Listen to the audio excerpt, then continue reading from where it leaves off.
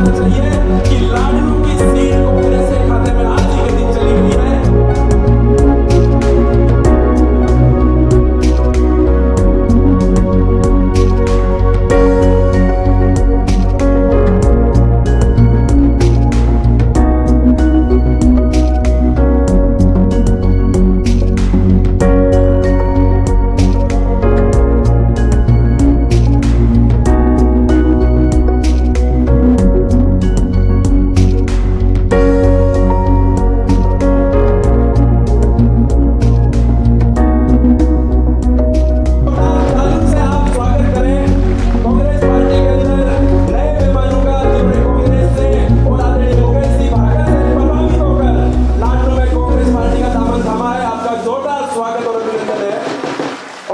शर्मा, रोकी भाई गुर्जर, गोविंद सिंह जी, आप सबका स्वागत और अभिनंदन है।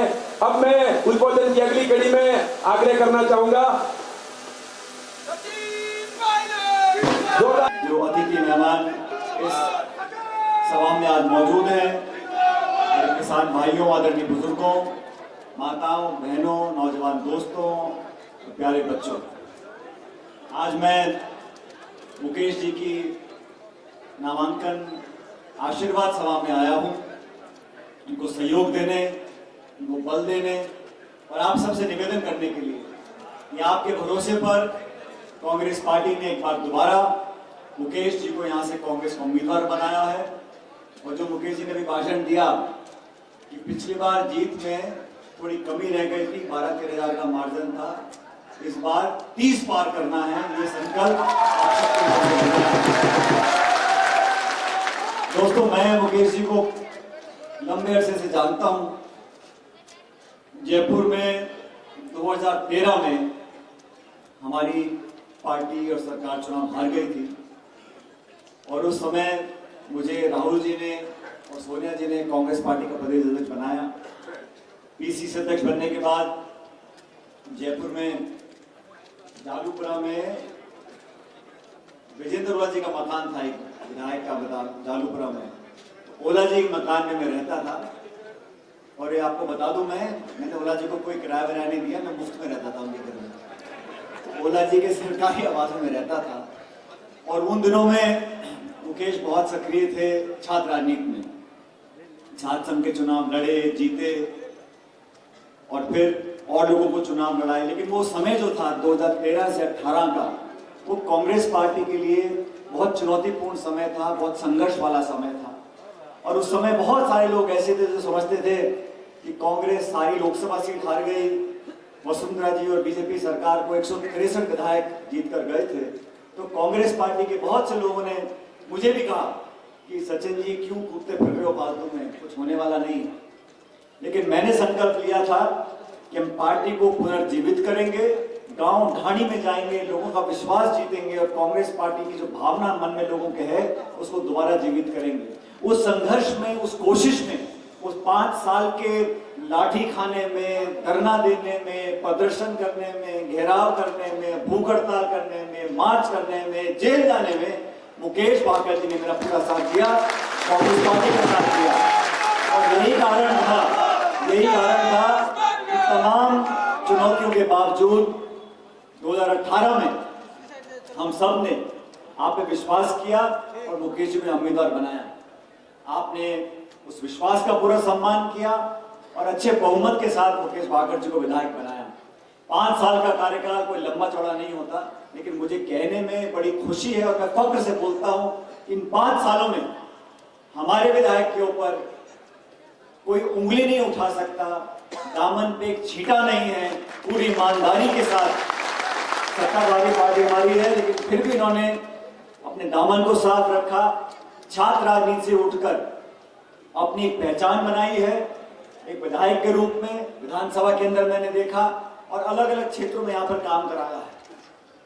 अब आप लोगों को आकलन करना है कि लाडनू विधानसभा क्षेत्र में, राजस्थान में हमारा दल, हमारी सोच, हमारी विचारधारा, हमारा कैंडिडेट, हमारा काम, हमारी आगे की 5 साल की कार्य योजना, इसकी तुलना करनी है।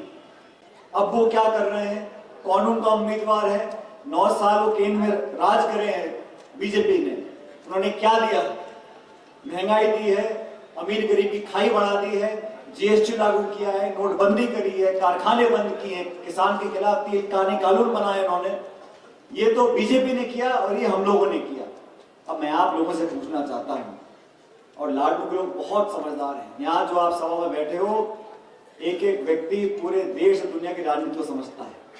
अब आपको आकलन करना है, हमारा उम्मीदवार बेहतर, हमारी पार्टी बेहतर, हमारी सोच बेहतर, हमारा भविष्य बेहतर और हमारे काम करने का तरीका बेहतर।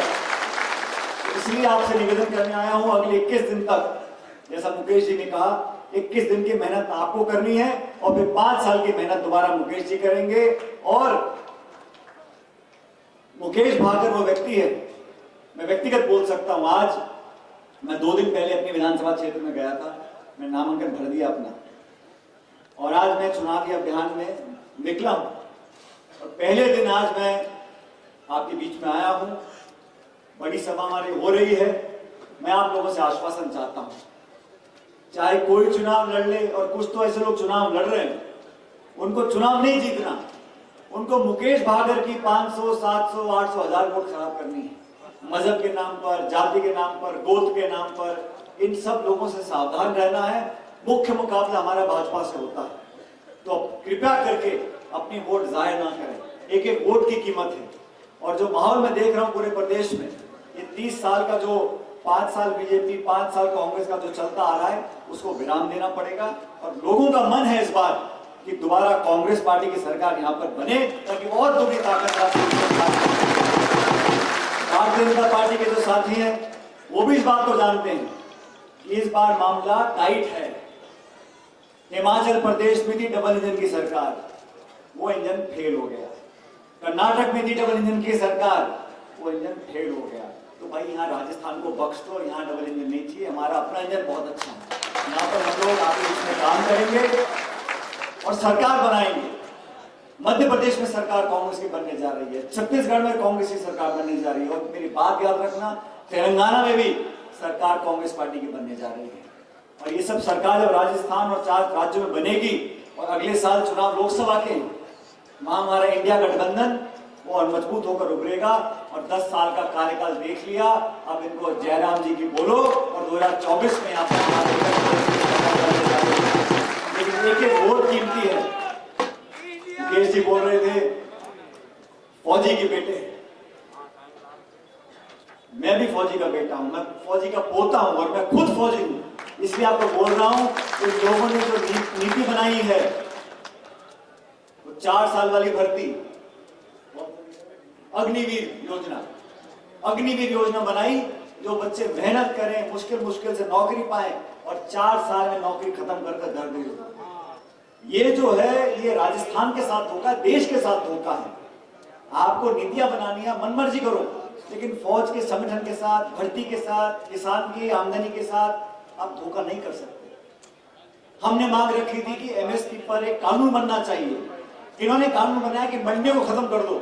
आप कल्पना करो, इस देश में अगर मंडियां बंद हो जाएंगी और 2, 4, 5 लोग व्यापारियों के हाथ में पूरे देश के भंडार और खदान और खरीद हाथ में आ जाएगी, तो क्या हाल होगा से 10 साल के बाद? मन माना तो वो करेंगे। और 1.5 साल तक किसानों ने धरना दिया दिल्ली के अंदर, तब जाके केंद्र सरकार ने वो तीनों काले कानून वापस लिए। हमारे बच्चे बच्चियां पहलवान कितने दिन बैठे रहे दिल्ली के अंदर, इनकी आंख में आंसू नहीं आए। कितने किसानों ने आत्महत्या कर ली, इनके सर पे जूड़ी नहीं।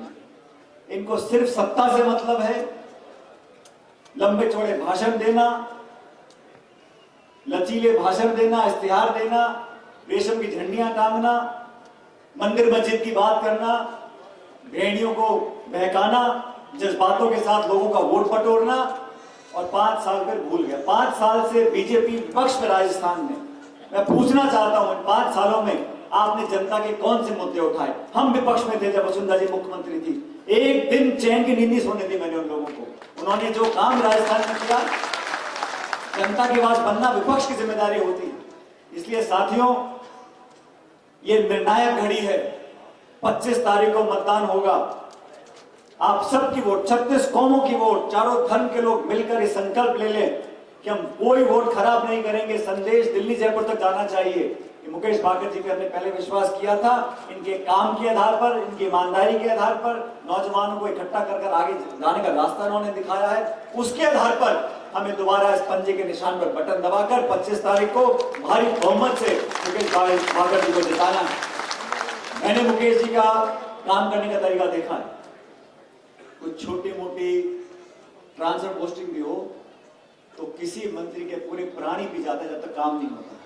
मैंने देखा सचिवालय में देखा है, मंत्रियों के घरों में देखा है, तो अपने क्षेत्र के लोगों की चिंता 24 घंटे उन्होंने करी है। और जो कोई इनसे अगर ताल्लुक नहीं भी रखता था तो भेदभाव नहीं किया कि वे तू मेरे साथ था या नहीं था, तो फला समाज का, फला जाति का, जो जिनके पास आया उसका खुला मन से काम किया।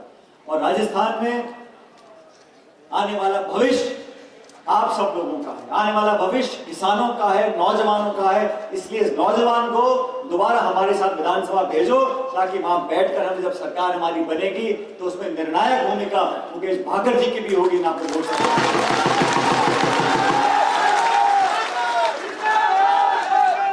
अब मुकेश और कुछ हो ना हो, लेकिन किसान का बेटा तो है, और जो मुंह से बात निकल जाती है और जो ये ठान लेते हैं उससे फिर 10 से मस नहीं होते, ये किसान की पहचान होती है।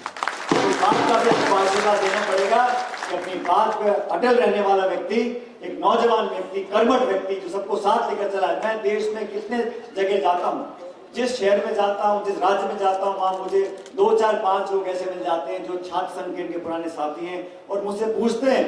पिछले 2-3 महीने में गया था कर्नाटक, हैदराबाद, जहां मैं गया हूं वहां कुछ लड़कों ने आके मुझसे पूछा, साहब मुकेश जी का क्या रहेगा?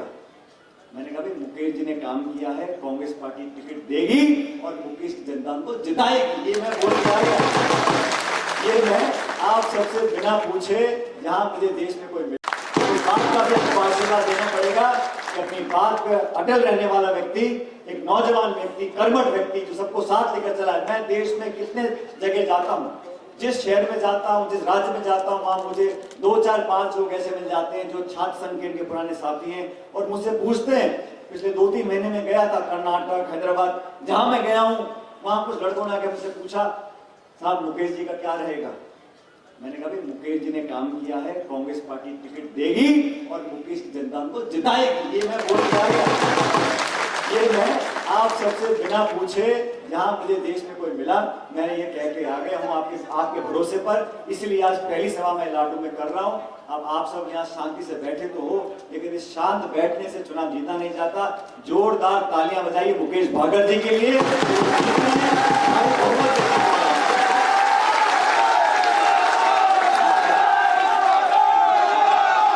साथियों, आपसे इतना आग्रह करूंगा कि अभी चुनाव शुरू हुआ है, नामांकन 6 तक होगा, 9 तक प्रक्रिया चलेगी। अगले 21 दिन तक हम सबको मुकेश भाकर बनकर क्षेत्र में खड़े रहना है। हमारी माँ बहनों से कहना चाहता हूँ, आपका बेटा भतीजा है, अपना आशीर्वाद को, लेकिन 21 दिन चुनाव को गंभीरता से लेना है। चाहे कोई कितनी कोशिश कर ले आपस में बंटवारा पैदा करने की, आपस में टकराव पैदा करने की, और ये भारतीय जनता पार्टी हमेशा करती भी है। मजहब और धर्म के नाम पर कहीं ना कहीं टकराव पैदा करने की कोशिश करते आए हैं। हमें सावधान रहना पड़ेगा और सबका आशीर्वाद लेकर खुले माहौल में अच्छे मन से एक ऐतिहासिक जीत यहां से आप रजिस्टर कराओ और आप जिताकर मुकेश जी को भेजो। बाकी मुकेश जी के भविष्य की चिंता मेरे पर छोड़ दो। मैं आपको विश्वास दिलाता हूं कि आने वाला समय लाडू क्षेत्र की जनता के लिए बहुत बड़ा समय होगा। आपने इतनी बड़ी संख्या में आकर संकेत दिया है कि हम लोग बहुत बड़ी जीत की तरफ जा रहे हैं। लेकिन साथियों, मैं और मुकेश जी आपके बीच में यहाँ पर आए हैं और 3 तारीख को मतगणना होगी, 3 दिसंबर को। और मैं भी और आप सब बैठे टीवी देख रहे होंगे उस दिन। मैं अपने यहाँ भी विधानसभा में देख रहा हूँ कौन कितने से लीड कर रहा है। लेकिन अगर 3 तारीख को लाडू विधानसभा क्षेत्र से जीत हुई और कमजोर जीत हो गई, फीकी रह गई, तो मजा नहीं आएगा। जीत होनी चाहिए मोटी और ऐसी जीत हो ताकि लंबे समय तक लोग याद रखें कि हम लोगों ने आपसे निवेदन किया था, उस निवेदन को आपने स्वीकार किया है। तो मेरा आपसे अंत में निवेदन है कि हम सब अपनी अपनी जगह खड़े होकर, दोनों हाथ खड़े कर मुकेश जी के समर्थन में विश्वास दिला दें कि भारी बहुमत से आज कांग्रेस पार्टी